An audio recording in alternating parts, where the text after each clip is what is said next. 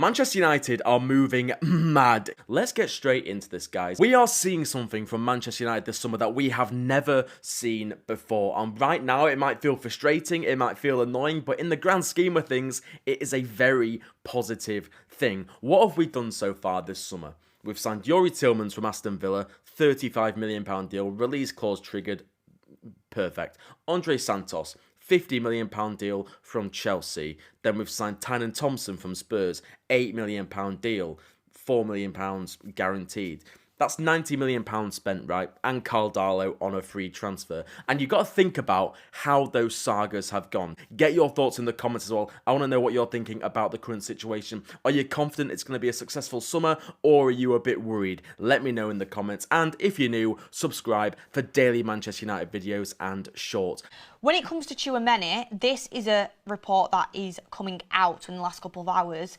Man United have expressed interest in Real Madrid's Aurelien Tchouaméni, but he's proving too expensive. That was coming out from TalkSport as well. Look, Kone, probably one of the most likely, but not much on it. Alex Scott, I think, will be too expensive. Tyler Adams, I just don't see us going down that route. I think that it just can't happen. Even though we've been linked to bidding for him, I just don't think that can happen.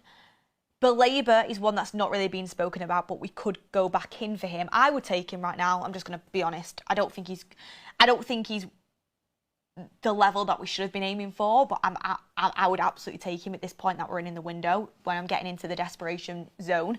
I think if taking that risk of seeing what you could get out of him could be worth it at this moment in time. So there's just not much on that third midfielder. I think my only hope and dream, and again, I do think it's a hope and dream, and I think I could be venturing into delusion, is that we're waiting for Rodri to go to Real Madrid before we go and get Tchouaméni.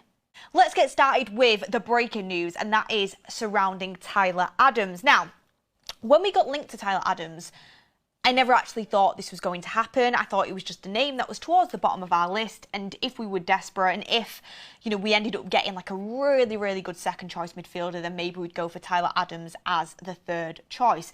And again, this is no disrespect to Tyler Adams, okay? I think Tyler Adams is a good player. He's 27 years of age. He played really well for the USA national team during the World Cup. He's a good player. But injuries, the level that Manchester United need, he's just not the type of player that Manchester United should be signing now. There's a reason why Man City aren't trying to sign Tyler Adams. There's a reason why Arsenal are going for Alex Scott and Bruno Guimaraes, and they are not trying to sign Tyler Adams. There is a reason why clubs at the highest level are not doing that. The injury record is one thing, and plus when you look at United's midfield, you have Kobbie Mainoo, you have Mason Mount, you have Andre Santos, and you have Youri Tillmans. We need like a physical floor raiser in there. I'm also looking at the height, 5'9". We need someone with some physical presence. We need someone with some aerial presence. For me, it is just a no. And I still don't think United will do this. And if we do it, I'll be absolutely gobsmacked. I really, really will. But it's coming in from TalkSport and Alex Crook that Manchester United are considering a bid for Tyler Adams. While talks Bournemouth could be willing to accept as little as £35 million for Tyler Adams have been dismissed by senior club sources, he is seen as a cheaper alternative to many of the other names on United's shortlist. So, essentially, there is a couple players that are being touted at Bournemouth. Krupa Jr. is one that is being targeted, and Bournemouth have slapped over £100 million price tag on him. A fantastic talent that I'd love United to sign, but we're just not going to do it, so there's no point talking about it. But could be leaving the club, might want to leave the club, but Bournemouth want to keep for at least another season. Alex Scott, he's not signed that new deal with a release clause in it. Who knows if Chelsea will go back in for Alex Scott, but Chelsea are looking most likely right now. However, Bournemouth's stance, whether he signs that new deal or not, they do not want to sell. They want to keep hold of him for the new manager and European football. They would be willing to sell, however, Tyler Adams. And I think, again, that says it all. I think it says it all. In terms of his ceiling and where he can get to, injuries have massively stunted him as well. It's not the calibre of player that Manchester United should be going for. It's not. £35 million has been dismissed. I don't think it'd be much more than that, to be honest with you. Of course, Bournemouth are going to dismiss that price tag at first, but I think you're looking at probably 40, 45 million with add-ons maximum. And I still think for his injury record, that's not a midfielder United should be going for. Look, we have Mason Mount. who unfortunately has not been able to stay fit during his period of time at Manchester United. Tyler Adams' injury record is varying on Mason Mount's injury record. We cannot have another midfielder in our ranks that can't stay fit. And like I said, I think his profile for what United need isn't the profile that we should be going for. Now, I was speaking to a couple of people who work behind the scenes at the United stand, and they were saying maybe they're happy with the midfield they've got. Maybe they're happy with Tielemans, maybe they're happy with Mainu, maybe they're happy with Andre Santos as like the first choice midfielders with Mason Mount coming in as well. And maybe they just want Tyler Adams as that backup, you know, that Ugarte type. And I'm not saying Tyler Adams and Ugarte the same level of player. I think Tyler Adams is better than Ugarte. I think he's a better footballer. But that sort of standing within the squad where they're not a starter but they can play cup games, they can be there if needs be. Maybe that's what Man United are looking for. Maybe Manchester United genuinely are broke and don't have much money to play with. I'm not saying I'm Fabrizio Romano or anything like that. I'm not even saying I'm Goldbridge with the sauce that he has. It's actually been pretty decent this summer as well. It's just murmurs that you hear from knowing people like behind the scenes and, you know, some people in the industry. And I'm not saying I know anything, so take it with a pinch of salt. But I think United really did want Alex Scott, especially when the Mateus Fernandes deal fell through. They really did want Alex Scott. But again, this is not from anything I know. And I think we were willing to pay like a decent sum for Alex Scott. But for some reason or other, we are not willing to go and bid publicly. And just how we didn't really bid publicly for Mateus Fernandes. You know, there's a lot of discussion going on. But I think with Chelsea going in for £64 million, like I just don't think United are going to be able to compete with that. Like, I don't think they're willing to go much over that price for Alex Scott. And I think Bournemouth are being difficult to agree a deal with, not only for Chelsea but for anyone coming in for Alex Scott, because they do want to keep him. Let's see if there's movement on it. But I think financially, I mean, Laurie Whitwell put out there Chelsea's 64 million Alex Scott bid looks beyond Manchester United's valuation. Yeah, like financially we're struggling to compete on a lot of deals. When it comes to Manu Kone, if we wanted Manu Kone, I believe we would have gone and got him. If we do end up getting Manu Kone, he wasn't the first choice for the third midfielder. I think we know that. I think if we wanted Manu Kone, there's been ample opportunity to go and get Manu Kone. I think we're not 100% sold on him. I don't think everyone's 100% sold in the recruitment team on him. And that's what I think. I'm not saying that should be the case. I'm not 100% sold on him. I think he's a good profile and I'd absolutely take him now.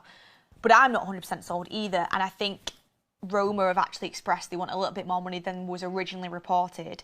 And I think we're waiting to see how other targets develop before we go for Kone. He's absolutely someone on the list, but I think we want to see if there's any chance we can get maybe somebody else before we go for him. That's just my thinking, or else why haven't we gone and done that deal? Because he would want to join, and you know, Roma will sell, I think, well, they do want to sell, I think. They want that money in. A stunning development that has sparked a huge row between football's two main governing bodies. It centres on FIFA's plans to raise billions of pounds by seeking private investment in its competitions, including the World Cup, via a minority stake in a new commercial property. Now, UEFA claims that FIFA has crossed a line and that, in their words, the soul and governance of football are not assets to trade. Reports claim that the proposals could personally earn the FIFA president, Gianni Infantino, millions of pounds if approved by FIFA's 211 member associations. Well, FIFA has dismissed suggestions that Infantino could become chief executive of the new entity called the FIFA Forward Enterprise when his final term as president ends. It says such a move has never been discussed. Well, under the proposal, up to £3.1 billion would be raised from investors, valuing FIFA Forward Enterprise at around £15 billion. Thrive Capital, whose chief exec is Josh Kushner, brother of Jared, who's Donald Trump's son-in-law, is expected to lead the proposed investor group. FIFA add Jared Kushner is not an investor. Now, this is what FIFA has confirmed. They are looking to create a venture to oversee all of FIFA's commercial operations. That could be worth $20 billion, so around £15 billion. And they want to raise, they say initially, $4.2 billion from external investors. UEFA have complained about a lack of transparency linked to that. JP Morgan, the bank, is involved in overseeing some of these plans. Also, we're told, is Thrive Eternal. Now, that is expected to lead the proposed investor group for the entity that will be called FIFA Forward Enterprise. The CEO of Thrive Eternal is Josh Kushner. He is the brother of Donald Trump's son-in-law, Jared Kushner.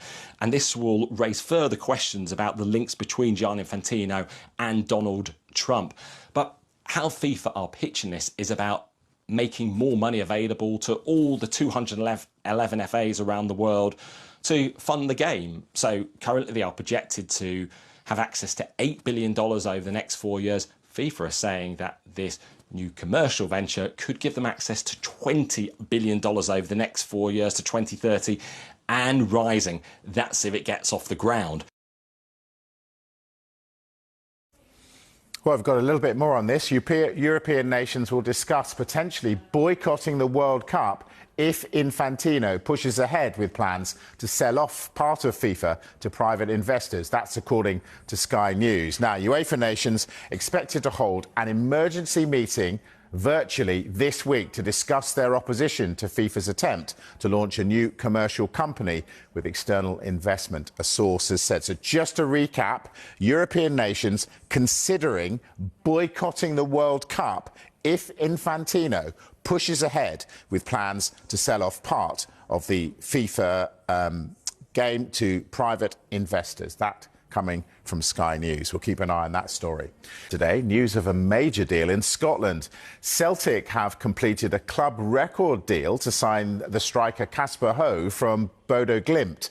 It's understood Celtic have paid £11 million plus add-ons for the Denmark international, who signed a 4-year deal with an option for a fifth.